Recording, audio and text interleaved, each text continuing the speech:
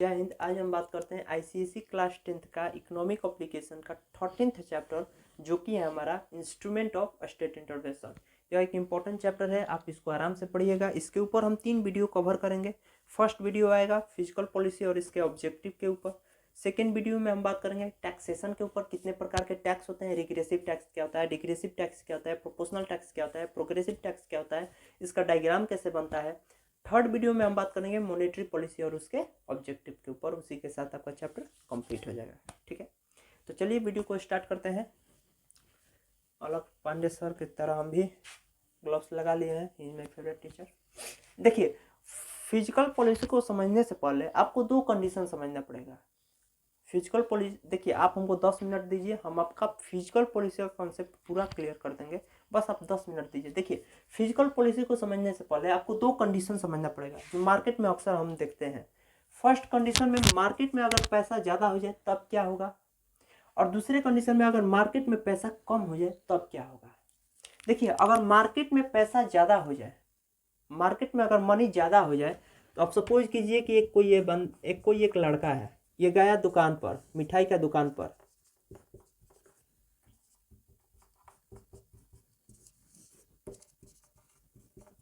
ठीक है, इसके पास हम 10,000 रुपया दे दिए, या 1,00,000 रुपया है। इसको देख लीजिएगा, 1,00,000 है ना। हाँ, 1,00,000 है। इसके पास 1,00,000 रुपया कैश है। ठीक है, अगर हम बात कर रहे हैं कि मार्केट में मनी ज़्यादा हो जाए तब क्या होगा। ये कोई बंदा है, इसके पास 1,00,000 रुपया है। अब ये जाएगा कोई मिश्रा जी के दुकान पर मिठाई खरीदने, और मिठाई 200 रुपया केजी है। ये गया और मिश्रा जी के दुकान पर, और पूछेगा भी नहीं कि ऐसे किस रेट पर मिठाई आप दे रहे हैं। डायरेक्ट बोलेगा कि 2 किलो तौल दो। क्यों बोल रहा है? ये नहीं बोल रहा है, ये इसका पैसा बोल रहा है। इसके पास 1,00,000 रुपया है कैश। ये रेट भी नहीं पूछेगा कि कैसे किलो मिठाई दे रहे हैं। ये हो गया मार्केट में अगर मनी ज़्यादा हो गया तब क्या होगा। तो अब देखिए, अगर ये रेट भी, अब आप ही कोई दुकान पर है और हम आए आपसे और रेट भी नहीं पूछे, चल गए। फिर कोई आया, रेट नहीं पूछा, फिर चला गया। फिर कोई आया, आप जितना बोल रहे हैं उतना देकर चला जाता है, तो आप क्या सोचेंगे, अरे यार मेरा मिठाई बड़ा बिक रहा है, थोड़ा इसका रेट बढ़ा देते हैं। तो आपने रेट इंक्रीज कर दिया और कर दिए 220 रुपया केजी। समझ में आ रहा है कुछ? ये कोई बंदा है, इसके पास 1,00,000 रुपया है। ये गया मिश्रा जी के दुकान पर, बोला कि मिश्रा जी 1 किलो मिठाई तौल दीजिए। रेट भी नहीं पूछा कैसे आप दे रहे हैं। क्यों? क्योंकि इसके पास कैश 1,00,000 रुपया है। 1,00,000 रुपया इसके पास कैश है। तो मिश्रा जी को लगे कि यार मेरा मिठाई बहुत बिक रहा है, ये इनका मिठाई का रेट बढ़ा दिए और कर दिए 220। तो जब मार्केट में मनी ज़्यादा हो जाएगा तो उस समय हमारे मार्केट में हो जाएगा इन्फ्लेशन। इन्फ्लेशन मतलब क्या हो गया? महंगाई। ठीक है, जब मार्केट में मनी ज़्यादा होगा तो क्या हो जाएगा? इन्फ्लेशन हो जाएगा। इसका रिवर्स हम सोचते हैं, मार्केट में अगर मनी कम हो जाएगा तो क्या होगा? डिफ्लेशन हो जाएगा। डिफ्लेशन कैसे? अब देखिए, ये कोई बंदा है, इसके पास 20 रुपया है। सपोज कीजिए कि मार्केट में मनी बहुत कम है, इसके पास 20 रुपया है। ये भी गया मिश्रा जी के दुकान पर, या इसके पास कैसे कर दे, 180, 90, 90, 45, इसके पास कर देते हैं 45 रुपया। ठीक है, ये गया मिश्रा जी के दुकान पर। मिश्रा जी के दुकान पर गया और बोला कि मिश्रा जी, ये नहीं बोलेगा कि 1 किलो मिठाई तोल दीजिए, इसके पास तो ऑलरेडी पैसा ही कम है। ये बोलेगा कि कैसे दे रहे हैं, तो ये बोलेंगे मिश्रा जी की 200 रुपया केजी दे रहे हैं। तो 200 रुपया केजी दे रहे हैं, तो ये अब बोलेगा इसके पास तो पैसा बहुत कम है। ये बोलेगा कि नहीं नहीं नहीं, आप इसका रेट कम कीजिए। तो मिश्रा जी बोलेंगे कि नहीं, हम रेट कम नहीं करेंगे। जब मार्केट में मनी कम रहेगा ना, जब मार्केट में सारे लोग अब जाएंगे मिश्रा जी के पास और 200 रुपया केजी कोई खरीदेगा नहीं, तो मिश्रा जी को लगेगा यार आजकल मेरा मिठाई बिक नहीं रहा है, इसको हम थोड़ा लो कर देते हैं, तो ये कर देंगे 180 रुपया केजी। फिर से समझिए, देखिए ये कोई बंदा है, इसके पास 45 रुपया है। ठीक है, ये गया, पूछेगा कि ये मिश्रा जी कैसे मिठाई दे रहे हैं, तो ये बोलेंगे कि 200 रुपया केजी। तो ये बोलेंगे नहीं नहीं, कम नहीं कीजिएगा, तो बोलेंगे कि नहीं कम नहीं करेंगे। ये चला गया। फिर कोई दूसरा आया, वो भी पूछेगा कम नहीं कीजिएगा, नहीं, फिर चला गया। तो अब ये मिश्रा जी सोचेंगे कि यार मेरा मिठाई कोई खरीद ही नहीं रहा है, इसका थोड़ा रेट हम डाउन कर देते हैं। तो ये कर दिए 180 रुपया केजी। जब नहीं बिकेगा तो लोग क्या करते हैं? रेट कम कर देते हैं। तो ये हो जाएगा डिफ्लेशन। जब रेट कम हो जाएगा तो प्रोड्यूस कम होगा, जब प्रोड्यूस कम होगा तो डिमांड बहुत कम हो जाएगा, डिमांड कम होगा, सॉरी देखिए जब डिमांड कम होगा तो प्रोड्यूस कम होगा। अब कोई मान लीजिए कि मार्केट का कोई डिमांड ही नहीं करेगा तो ये कोई क्यों प्रोड्यूस करेगा भाई? मार्केट में वही चीज़ ज़्यादा प्रोड्यूस होता है जिसका डिमांड होता है। अब मिठाई का डिमांड ही नहीं रहेगा तो प्रोड्यूस कम होगा, और जब प्रोड्यूस कम होगा तो जो यहाँ पर मजदूर लगा होगा मिठाई बनाने के लिए वो कम लगेगा। अब मान लीजिए कि पहले यहाँ पर 20 आदमी बना रहा था मिठाई, क्योंकि डिमांड बहुत ज़्यादा था, पैसा बहुत ज़्यादा था। यहाँ पर अब 20 आदमी को है, 5 आदमी जाओ यार मेरा बिक नहीं रहा है, तो अब 15 आदमी, तो इससे क्या होगा? अनएम्प्लॉयमेंट इंक्रीज होगा। तो ये सरकार को दोनों कंडीशन को एकदम इक्वल करना है, महंगाई भी ज़्यादा ना हो और गरीबी भी ज़्यादा ना हो। समझ रहे बात को? तो इस देखिए जैसे घोड़ा को कंट्रोल करने के लिए क्या चाहिए? उसको लगाम चाहिए। साइकिल, गाड़ी, इसको कंट्रोल करने के लिए क्या चाहिए? ब्रेक चाहिए। उसी तरह इस कंडीशन को कंट्रोल करने के लिए हमको चाहिए एक पॉलिसी, और उस पॉलिसी का नाम है फिजिकल पॉलिसी। फिजिकल पॉलिसी समझ में आ रहा है? और इस कंडीशन को कंट्रोल करने के लिए हमको चाहिए मॉनेटरी पॉलिसी। मॉनेटरी पॉलिसी फिर से थोड़ा समझिएगा। देखिए फर्स्ट कंडीशन में हम बताए कि मनी ज़्यादा हो जाए तो इन्फ्लेशन होता है। सेकेंड कंडीशन में बताए कि अगर मार्केट में मनी कम हो जाए, यानी मनी सप्लाई कम हो जाए तो डिफ्लेशन होता है। इसको कंट्रोल करने के लिए गवर्नमेंट ने एक पॉलिसी बनाया जिसका नाम है फिजिकल पॉलिसी। इस कंडीशन को कंट्रोल करने के लिए गवर्नमेंट ने एक पॉलिसी बनाया जिसका नाम है मॉनेटरी पॉलिसी। अच्छा, यहाँ तक तो समझ में आ गया। अगर हम दोनों पॉलिसी को ऐड कर दें, फिजिकल पॉलिसी और मॉनेटरी पॉलिसी को ऐड कर दे, उसी को बोलते हैं इंस्ट्रूमेंट ऑफ स्टेट इंटरवेंशन। अब हेडिंग समझ में आ रहा है क्या कह रहा है? Instrument of state intervention. State intervention मतलब क्या होता है? Government take the action to control this two conditions. समझ में आ रहा है? फिजिकल पॉलिसी को गवर्नमेंट बनाता है, मॉनेटरी पॉलिसी को सेंट्रल आरबीआई जो सेंट्रल बैंक है, आरबीआई, वो बनाता है। ठीक है, ये आपको एक समझाने के लिए हम ओवरव्यू दे रहे हैं कि ये क्या कह रहा है। अभी हम डेप्थ में इसको समझाएंगे, समझ में आया होगा। देखिए फिर से एक बार रिकैप कर लेते हैं।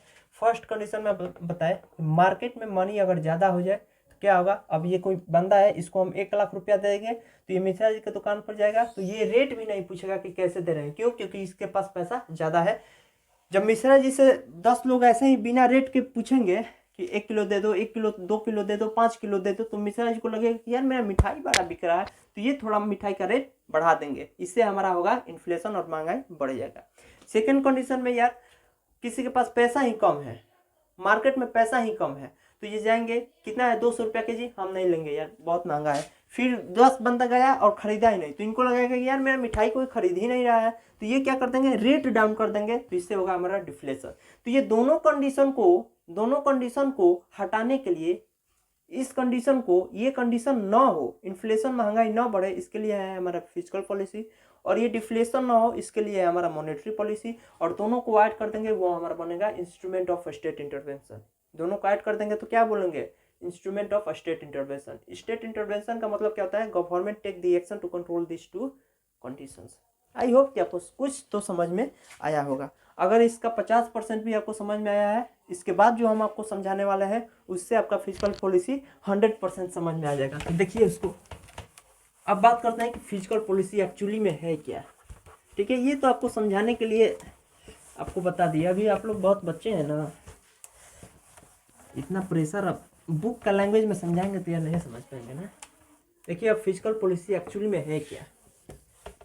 ठीक है, 1930 के पहले फिजिकल पॉलिसी नाम का कोई चीज़ नहीं था। Physical policy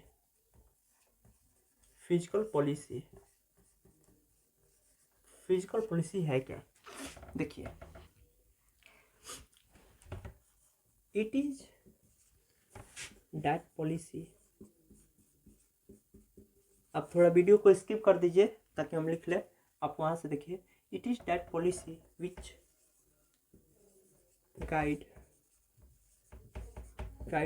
the government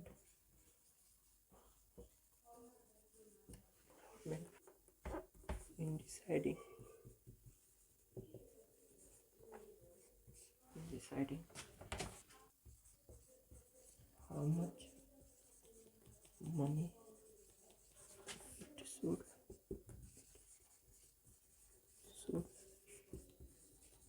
spend.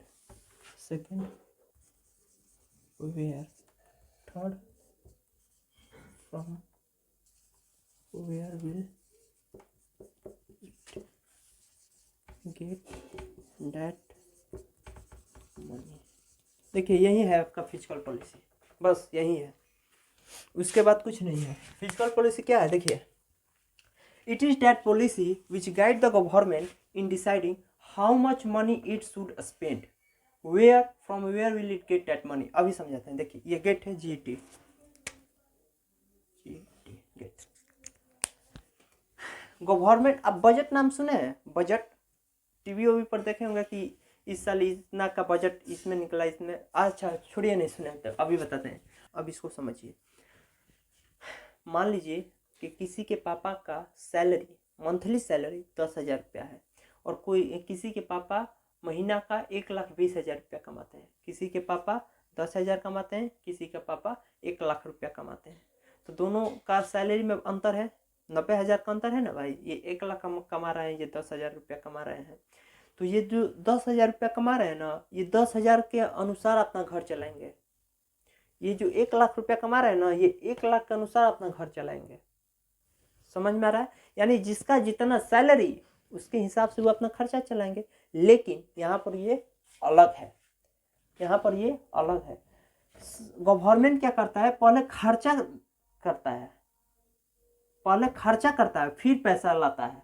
नहीं समझ में आया ना? देखिए, how much money it should spend. अब मान लीजिए कि आपके पापा का, एक मान लेते हैं एवरेज 30,000 रुपया सैलरी है। तो 30,000 रुपया जब सैलरी है, तो ट्यूशन और आपका फी लेकर मान लीजिए कि 7,000 रुपया हो गया। आपके ट्यूशन का देते हैं, जो कोचिंग करते हैं, और स्कूल फी 7,000 रुपया मंथली। राशन मान लेते हैं, खाना पीना में लग गया 10,000 रुपया, ठीक है। दवा में लग गया 2,000 रुपया, कितना हो गया? 17, 18, 19,000, 19,000 हो गया। बचा कितना? अभी 11,000 रुपया बचा है, 11,000 रुपया बचा। और मान लीजिए कि 1,000 रुपया ऐसे ही लग गया कहीं, ठीक है। ये टोटल हो गया 20,000 रुपया। 10, 7, 17, 18, 19, 20,000। बचा कितना इनके पास? 10,000। ये 10,000 रुपया सेव कर देंगे। हर किसी का ये ऐसे ही ना चलता है। अगर किसी के पास 1,00,000 सैलरी होगा तो वो 1,00,000 के हिसाब से ये अपना खर्चा करेगा। अच्छा अच्छा खाना खाएगा, चिकन बिरयानी खाएगा। कौन कौन बिरयानी सब खाता है हम लोग तो यार, ठीक है। तो 30,000 रुपया, 30,000 रुपया में 7,000 आप लोग में खर्चा कर दिए, 10,000 रुपया खाने पीने में, 2,000 रुपया दवा में, और 1,000 रुपया एडिशनल ऐसे ही रख लिए, ठीक है। तो ये 10,000 रुपया इनके पास सेव हुआ। लेकिन गवर्नमेंट का ये जो फिजिकल पॉलिसी बनाता है, ये उल्टा बनाता है। पहले ये देखता है, पहले ये गवर्नमेंट वाला पॉलिसी ये देखता है, सेकंड पर ये देखता है। समझ में आ रहा है? हम लोग क्या देखते हैं, पहले जितना सैलरी उसके हिसाब से खर्चा करेंगे। लेकिन फिजिकल पॉलिसी उल्टा है, पहले ये खर्चा करता है from how much money it should spend. तो मान लीजिए कि कितना हुआ, ये 20,000 हुआ ना, तो यहाँ पर लिख लेते हैं 20 करोड़। 20 करोड़। अरे भाई गवर्नमेंट बहुत करोड़ों में खेलता है। 30,000 रुपया आपके पापा का सैलरी है, इतना कितना हुआ खर्चा, कितना किए? ये खर्चा किए 20,000 रुपया। और मान लेते हैं कि गवर्नमेंट खर्चा करता है 1 साल के अंदर 20 करोड़ रुपया। 1 साल के अंदर 20 करोड़ कहाँ पर खर्चा करेगा? जैसे आपके पापा कहाँ पर किए, आपके स्कूल फी में इतना किए, खाना पर इतना किए, दवा पर इतना किए, एडिशनल खर्चा हम इतना ले लिए। उसी तरह गवर्नमेंट अब ये 20 करोड़ रुपया खर्चा करेगा, कहाँ पर करेगा? तो हेल्थ में करेगा। हेल्थ, डिफेंस, एजुकेशन, ठीक है। इसी तरह इंडस्ट्रियल सेक्टर में, एग्रीकल्चरल सेक्टर में, बहुत सारे सेक्टर में ये खर्चा करता है। समझ में आ रहा है कि नहीं आ रहा है? जैसे आपके पापा के पास सैलरी है ना, सैलरी उसके हिसाब से ये खर्चा करते हैं। आपके फीस, कोचिंग का फीस, स्कूल का फीस देते हैं, यहाँ पर खाना का, यहाँ पर दवा का, ये एडिशनल फी। उसी तरह गवर्नमेंट भी पूरा पहले खर्चा निकलता है, कितना टोटल खर्चा हो रहा है। 20 करोड़। अच्छा कहाँ पर? तो हेल्थ में हम कर रहे हैं 2 करोड़, डिफेंस में कर रहे हैं 5 करोड़, एजुकेशन पर कर रहे हैं 7 करोड़, इंडस्ट्रियल पर कर रहे हैं 8 करोड़, एग्रीकल्चरल फील्ड में हम कर रहे हैं 7 करोड़। इसी तरह पूरा वो अपना एक रेशियो निकाल लेता है कि इस सेक्टर में हमको इतना खर्च करना है, प्राइमरी सेक्टर को इतना देना है, सेकेंडरी सेक्टर को इतना देना है, एक मतलब वो स्केच कर लेता है। समझ में आ रहा है? और from where will it get that money, ये मनी लाएगा कैसे? जैसे आपके पापा मान लीजिए कि कोई बिजनेसमैन है, तो बिजनेस से आपका 30,000 रुपया कमाते हैं। अगर कोई डॉक्टर है, आपके पापा मान लीजिए कि डॉक्टर है, तो डॉक्टर है तो वो अपना वहां से कमाएंगे। तो उसी तरह ये गवर्नमेंट ये जो 20 करोड़ रुपया खर्चा कर रहा है, वो 20,000 रुपया लाएगा कहाँ से? तो बहुत सारे लोग सोच रहे हैं तो यार उनके पास तो मशीन है पैसा छापने का, 20,000 करोड़ छाप लेंगे। ऐसा नहीं है। बहुत सारे लोग सोचते होंगे कि नोट छापकर हम गरीबी दूर कर सकते हैं। वो बिल्कुल अभी बच्चे हैं, नोट छापकर हम गरीबी दूर नहीं कर सकते हैं। ऐसा ही गलती किया था वेनेजुएला ने, वो सोचा था कि नोट छापकर हम गरीबी दूर कर लेंगे, और लास्ट में हाल ये हुआ कि आपको एक अंडा खरीदना है ना, तो एक बोरा नोट ले जाता था सब, इतना मतलब नोट छाप दिया था। एक अंडा खरीदना है तो सोचिए, एक अंडा खरीदने के लिए एक बोरा नोट ले जाता था। वेनेजुएला में हालत बहुत खराब हो गया था, वेनेजुएला का जो इकोनॉमिक था वो एकदम नीचे आ गया था। तो ये समझ में आ रहा है? तो उसी तरह 20 करोड़ रुपया गवर्नमेंट लाएगा कहाँ से? तो ये 20,000 रुपया लाएगा टैक्स से। जो हम लोग टैक्स देते हैं, ये मार्कर भी खरीदे हैं ना तो हम टैक्स दिए हैं, ये कोट भी खरीदे हैं तो हम टैक्स दिए हैं। ये टॉपिक हम पढ़ाएंगे टैक्सेशन सेकंड वीडियो में, कैसे हम लोग टैक्स देते हैं। ठीक है, तो गवर्नमेंट ये 20 करोड़ रुपया कमाएगा कहाँ से? तो टैक्स, जो हम लोग टैक्स देते हैं उससे। सेकेंड, बोरोइंग, दिख रहा है ना, बोरोइंग फ्रॉम ऑर्गेनाइजेशन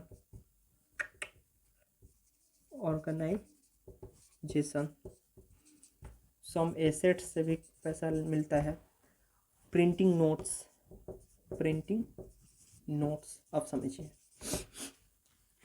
ये तो समझ में आ गया। टैक्स, जो हम लोग टैक्स देते हैं उससे वो, मान लीजिए कि टैक्स हम दे दिए 10 करोड़, ठीक है, 10 करोड़ हम टैक्स से दे दिए। From where will get that money, तो 10 करोड़ हम टैक्स से, टोटल है 20 करोड़, तो 10 करोड़ हम टैक्स से दे दिए। बोरोइंग फ्रॉम ऑर्गेनाइजेशन, एक साई टेम्पल है मुंबई में कि दिल्ली में, हमको एग्जैक्ट याद नहीं है, उससे जो पैसा जो लोग चढ़ावा करते हैं साईं बाबा को, तो उसमें भी गवर्नमेंट टैक्स लेता है, उस टेम्पल से भी वो टैक्स लेता है। तो वहीं बोला बोरोइंग फ्रॉम ऑर्गेनाइजेशन। मान लीजिए कि हमको बजट बनाना है, कितना सरकार को बजट बनाना है? 20 करोड़ का। अब उसको 2 करोड़ रुपया घट रहा है, तो वो कहेगा कि सुनिए ना, कोई भी जो थ्रस्ट है उससे बोलेगा कि हमको 2 करोड़ रुपया दीजिए, हम आपको इतने दिन में लौटा देंगे। तो वही बोल रहा है बोरोइंग फ्रॉम ऑर्गेनाइजेशन। ठीक है, तो टैक्स से 10 करोड़, बोरोइंग मान लीजिए कि 2 करोड़ रुपया कर लिया, 2 करोड़ रुपया, 2 करोड़ कितना हो गया? 12 करोड़। एसेट्स मतलब सब्सिडी, इसको भी सब्सिडी मिलता है। मान लीजिए कि कोई सामान है और वो फॉरेन में भेजता है गवर्नमेंट, यही मार्कर है, और ये मार्कर को रसिया भेजता है। ठीक है, मार्कर का दाम है 4 रुपया, और ये भेज दिया, एक्सपोर्ट कर दिया रसिया में। तो जब रसिया वाला इंडिया गवर्नमेंट को पैसा पे करता है, तो उसमें कुछ सब्सिडी मिल जाता है, उसी को बोला यहाँ पर एसेट्स। उसके बाद है प्रिंटिंग नोट्स। अब मान लीजिए कि इसमें भी 2 करोड़ हो गया, तो ये 2 करोड़, ये 2 करोड़, ये 10 करोड़, तो 10 2 4 14 करोड़ हुआ। कितना घट रहा है? 6 करोड़। तो 6 करोड़ ये नोट छाप लेगा अपने मशीन से। समझ में आ रहा है? 20,000, जैसे आपके पापा के पास 30,000 रुपया है, 30,000 रुपया है, तो इतना इसमें खर्च किया, इतने में इतना मतलब आपके कोचिंग और क्या हुआ भाई, आपके दरवाजा खुल गया। आपके कोचिंग और स्कूल में 7,000 रुपया खर्चा हो गया, खाना में 10,000, दवा में 2,000, और एडिशनल हम खर्चा ले लिए 1,000 रुपया। टोटल हो गया 20,000 रुपया। कितना हुआ? 20,000, 10,000 बचा, सेव कर लिया आपके पापा। उसी तरह गवर्नमेंट उल्टा करता है, पहले खर्चा देखता है हेल्थ में हम 2 करोड़ खर्चा करेंगे, डिफेंस में 5 करोड़ करेंगे, एजुकेशन में 7 करोड़ करेंगे, इंडस्ट्रियल में 8 करोड़, एग्रीकल्चरल में हम 7 करोड़ करेंगे। टोटल हो गया हमारा 20 करोड़। तो 20 करोड़ रुपया अब आएगा कहाँ से? From where will it get that money? तो ये आएगा टैक्स ले, बोरोइंग फ्रॉम ऑर्गेनाइजेशन से, एसेट से। और जो कितना, अब मान लीजिए कि इतना हो गया और कितना कम हो रहा है, 4 करोड़ हो रहा है, नोट छाप लेंगे 4 करोड़। गवर्नमेंट का ही ना मशीन है, नोट छाप लेगा, जितना कम है उतना नोट छाप लेगा। तो यही है हमारा फिजिकल पॉलिसी। ठीक है, फिजिकल पॉलिसी समझ में आया? फिजिकल पॉलिसी एक ऐसा पॉलिसी है जो गवर्नमेंट हमको, आम जनता को बताता है कि वो कितना पैसा किस सेक्टर में खर्च करने वाला है और वो पैसा आएगा कहाँ से। ठीक है, यही है फिजिकल पॉलिसी। चलिए अब इसका हम ऑब्जेक्टिव देखते हैं कि अंडर डेवलप्ड कंट्री में इसका ऑब्जेक्टिव क्या है, जो डेवलप्ड कंट्री है उसमें इसका ऑब्जेक्टिव क्या है, और जनरल फिजिकल पॉलिसी का ऑब्जेक्टिव क्या होता है। समझ में आया है? आया होगा, शायद आया होगा यार, मैं तो अपना पूरा एफर्ट लगा दिया।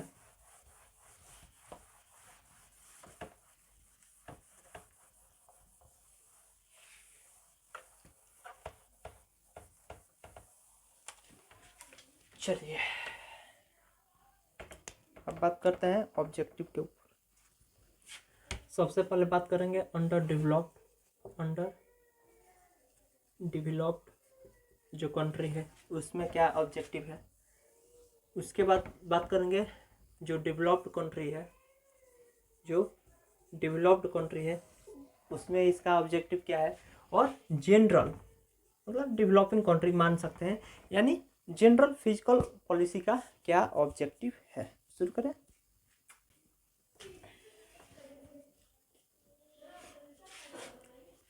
देखिए फिजिकल पॉलिसी का ऑब्जेक्टिव अंडर डेवलप्ड कंट्री में क्या है, डेवलप्ड कंट्री में क्या है, और एक जनरल, मतलब इन दोनों को अगर सम अप करें, कंक्लूजन निकालें, तो एक जनरल ऑब्जेक्टिव फिजिकल पॉलिसी का क्या है।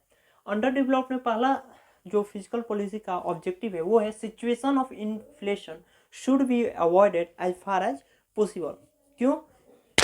देखिए जो इन्फ्लेशन होता है ना, महंगाई, वो इकोनॉमी को कहीं ना कहीं बैडली इफेक्ट करता है, तो जो अंडर डेवलप्ड कंट्री है ना, वो इस प्रयास में लगे रहते हैं, कि महंगाई कम से कम हो। जो अंडर डेवलप्ड कंट्री है वो प्रयास करते हैं, जैसे अभी पाकिस्तान में देखेंगे, न्यूज़ पर भी देखेंगे कि टमाटर 70 रुपये के जी हो गया है, 80 रुपये के जी हो गया है, आलू 90 रुपये के जी हो गया है। तो क्या हो गया? इन्फ्लेशन हो गया है वहाँ पर। तो जो अंडर डेवलप्ड कंट्री है उनका जो पहला एम होता है वो होता है कि situation of inflation should be avoided as far as possible. Physical policy जब बनता है तो ये ध्यान में रखा जाता है। वहीं अगर दूसरे तरफ देखेंगे डेवलप्ड कंट्री में, तो ये सिचुएशन नहीं है, इन्फ्लेशन का डेवलप्ड कंट्री में सिचुएशन नहीं है। यहाँ पर क्या है, देखिए कहाँ है, देखिए यहाँ पर है, to achieve economic stability by controlling both inflation as well as deflation. ये दोनों को कंट्रोल कर लेते हैं। देखिए आपको हम समझाते हैं, डिफरेंस समझाते हैं। जो डेवलप्ड कंट्री है और जो अंडर डेवलप्ड कंट्री है, तो अंडर डेवलप्ड में इन्फ्लेशन है और जो डेवलप्ड कंट्री है वो प्रयास करता है कि इन्फ्लेशन ना हो। ठीक है, अभी जैसे हमारा इकोनॉमिक स्टैब्लिश है इसी तरह स्टैब्लिश रहे और हम डे बाय डे इंक्रीज हो, हमारा इकोनॉमिक ग्रोथ क्या हो, इंक्रीज हो। ये अभी ये क्या है, इन्फ्लेशन को कंट्रोल करने के लिए प्रयास करता है और ये ऑलरेडी इन्फ्लेशन कंट्रोल कर चुका है। समझ में आ रहा है कि नहीं? जो डेवलप्ड कंट्री है वो इन्फ्लेशन कंट्रोल कर चुका है और जो अंडर डेवलप्ड कंट्री है वो अभी करना चाहता है, कंट्रोल करना चाहता है। Situation of inflation should be avoided as far as possible. Under developed country इसको अभी इन्फ्लेशन को कंट्रोल करना चाहता है, अभी हुआ नहीं है। डेवलप्ड कंट्री में इन्फ्लेशन कंट्रोल हो गया है। समझ में आया? सेकेंड है physical policy should be framed that all the sector of economy get proper opportunity to develop and grow। अभी हम आपको इसके पहले बताया ना फिजिकल पॉलिसी में कि हेल्थ में इतना लगेगा, एजुकेशन में इतना लगेगा, इंडस्ट्रियल सेक्टर में इतना लगेगा, एग्रीकल्चरल सेक्टर में। तो जो फिजिकल पॉलिसी को कुछ इस तरह फ्रेम किया जाता है, कुछ इस तरह बनाया जाता है ताकि प्राइमरी सेक्टर को भी, सेकेंडरी सेक्टर को भी, टर्टियरी सेक्टर को, तीनों सेक्टर को इक्वल अमाउंट में अपॉर्चुनिटी मिले। ये नहीं कि हम सेकेंडरी सेक्टर को बढ़ावा दे दिए, प्राइमरी सेक्टर को हमने बढ़ावा ही नहीं दिया, प्राइमरी सेक्टर को बढ़ा दिए, सेकेंडरी सेक्टर पर ध्यान ही नहीं दिया। ऐसे नहीं करना है। फिजिकल पॉलिसी जो अंडर डेवलप्ड कंट्री में बनता है वो इस तरह फ्रेम किया जाता है ताकि तीनों सेक्टर, प्राइमरी सेकेंडरी टर्टियरी, तीनों सेक्टर को इक्वल अपॉर्चुनिटी मिले आगे बढ़ने के लिए, इकोनॉमिक ग्रोथ करने के लिए। समझ में आया? अच्छा, थर्ड पॉइंट है the industry providing higher employment potential without adversely affecting the economy. अब ये क्या कर रहा है, आप सपोज कीजिए कि यहाँ पर हम ये इस एरिया में हम एक इंडस्ट्री लगा दी है, कुछ कुछ कुछ कुछ, ठीक है। यहाँ पर हमने शुगर मिल लगा दिया, शुगर मिल, इस एरिया में हमने एक इंडस्ट्री लगा दिया। तो जब यहाँ पर इंडस्ट्री लगेगा तो यहाँ का तो सबसे पहले हमको रोड अच्छा बनाना पड़ेगा, तभी ना गाड़ी आएगा जाएगा, यानी ट्रांसपोर्ट सिस्टम अच्छा करना पड़ेगा। यहाँ का कम्युनिकेशन जो सिस्टम है वो अच्छा करना पड़ेगा। और जब यहाँ पर इंडस्ट्री लगेगा तो ये जो एरिया है वो डेवलप्ड ऑटोमेटिक हो जाएगा। समझ में आ रहा है? यहाँ पर जब इंडस्ट्री लगेगा तो ट्रांसपोर्ट सिस्टम अच्छा हो जाएगा, इलेक्ट्रिसिटी का जो सिस्टम है वो भी अच्छा हो जाएगा, कम्युनिकेशन सिस्टम अच्छा हो जाएगा, और आसपास का जो एरिया है वो डेवलप्ड एरिया हो जाएगा। तो वही बोल रहा है। और हाँ, ये जो शुगर मिल लगेगा तो इसमें बहुत सारे लोग का रोजगार भी मिलेगा, मिलेगा कि नहीं मिलेगा? यानी बहुत सारे लोग को यहाँ पर रोजगार मिलेगा। अगर मान लीजिए कि यहाँ पर 200, एक शुगर मिल में 200 भी आदमी गए तो एक इंडस्ट्री हम लगा दिए यहाँ पर, तो 200 आदमी, भाई 200 आदमी को रोजगार मिला ना। वही यहाँ पर बोल रहा है the industry providing higher employment potential, higher employment potential. एक इंडस्ट्री लगाइए, 500 आदमी गया, 500 आदमी को रोजगार मिल गया। एक इंडस्ट्री लगाइए, 500 आदमी का रोजगार मिल गया, without adversely affecting the economy. अब यहाँ पर इंडस्ट्री लगाए तो इकोनॉमी को क्या घाटा है? भाई कुछ नहीं है, विदाउट इकोनॉमी को घाटा नहीं, फायदा है। शुगर मिल क्या करेगा? गवर्नमेंट को टैक्स देगा, फायदा ही ना है, घाटा क्या है? घाटा ये हो सकता है कि हाँ, चीनी बनाने में जो सल्फर का यूज होता है वो नाली वाली में जब जाएगा या कहीं खेत फील्ड में जाएगा तो वो थोड़ा इफेक्ट करेगा, ठीक है। तो देखिए, हर चीज़ का कुछ मेरिट होता है, कुछ डिमेरिट होता है। अगर आप सोचेंगे कि इसका सिर्फ मेरिट ही रहे, पॉसिबल नहीं है, ठीक है। तो वही बोल रहा है कि the industry providing higher employment rate. जब एक आप इंडस्ट्री को सेट कर देंगे तो इसमें बहुत सारे लोगों को रोजगार मिलेगा, ठीक है। ये हो गया अंडर डेवलप्ड। इसमें एक पॉइंट और लिख सकते हैं आप कि maximise the capital formation by investing the saving of the people. आप वो भी लिख सकते हैं, ठीक है। तो ये तो ऑब्जेक्टिव हो गया अंडर डेवलप्ड का कि इन्फ्लेशन को कंट्रोल करना है, तीनों सेक्टर पर ध्यान देकर हमको फिजिकल पॉलिसी बनाना है ताकि तीनों सेक्टर को बढ़ावा मिले। इंडस्ट्री और जो एम्प्लॉयमेंट रेट है इसको बढ़ावा देना है, ठीक है। कुछ इस तरह, मतलब इंडस्ट्रियल सेक्टर पर ज़्यादा ध्यान यहाँ पर दिया गया है। डेवलप्ड कंट्री की बात करें, भाई डेवलप्ड कंट्री तो वो खुद है, तो इसमें क्या रहता है? इसमें है कि मेंटेन फुल एम्प्लॉयमेंट। देखिए यहाँ पर लिख दिया है, आपके बुक में लिख दिया है कि मेंटेन फुल, अचीव लिखा होगा, आपके बुक में अचीव लिखा होगा कि achieve and maintain the full employment. देखिए मेंटेन फुल एम्प्लॉयमेंट, देखिए इसका मतलब क्या हुआ कि हर नागरिक को आप काम दीजिए, अगर वो फिजिकली फिट है तो काम के लिए, ठीक है। उसी को बोल रहा है फुल एम्प्लॉयमेंट। जैसे हमारे पास रसिया हुआ, जर्मनी हुआ, चाइना हुआ, अमेरिका हुआ, जापान हुआ, ब्रिटेन हुआ, ये सब जो कंट्री है ना, वहाँ के जो सिटीजन है वो लगभग सारे लोग काम करते हैं। ऐसे नहीं भारत के जैसे कि बेरोजगार हैं, शादी नहीं हो रहा है। यहाँ पर बिहार में तो वो हाल है कि अगर आपके पास नौकरी नहीं ना तो आपका शादी नहीं होगा। पता नहीं दूसरी स्टेट का हम हाल नहीं जानते हैं, लेकिन बिहार में हम रहते हैं, आई एम फ्रॉम बिहार, तो मैं जानता हूँ कि यहाँ पर अगर आपका नौकरी नहीं लगा ना तो आपका शादी वादी नहीं होना है। स्थिति खराब है बिहार का। ठीक है। तो मेंटेन फुल एम्प्लॉयमेंट का मतलब हुआ कि सारे लोग को आप रोजगार दीजिए, ठीक है, मेंटेन रखिए। जैसे डेवलप्ड कंट्री में अभी आपको उदाहरण दिए कि मतलब अप्रोक्स सारे लोग रोजगार है, तो ये जो डेवलप्ड कंट्री वो प्रयास करता है कि इसी को बनाए रखे, इसी को हम बनाए रखें। फिर to achieve economic stability by controlling both inflation. देखिए इन्फ्लेशन को ये कंट्रोल करके रखते हैं, ये नहीं कि आज 2 रुपये पेट्रोल बढ़ गया, 3 रुपये पेट्रोल बन गया, ये बात नहीं है। वहाँ पर कंट्रोल एकदम मजबूत है, डेवलप्ड कंट्री है। ये नहीं कि महंगाई बढ़ गया घट गया, स्टैब्लिश है। तो डेवलप्ड कंट्री का मतलब 2 ही ऑब्जेक्टिव है फिजिकल पॉलिसी का। पहला कि मेंटेन फुल एम्प्लॉयमेंट, और सेकंड है to achieve economic stability by controlling inflation and deflation. ये दोनों नहीं होता है। दोनों डेवलप्ड कंट्री में क्या है? कंट्रोल हुआ है, कंट्रोल कर रखा है, ठीक है। और यह है अंडर डेवलप्ड में कंट्रोल करने का कोशिश कर रहा है। डिफरेंस समझ में आया?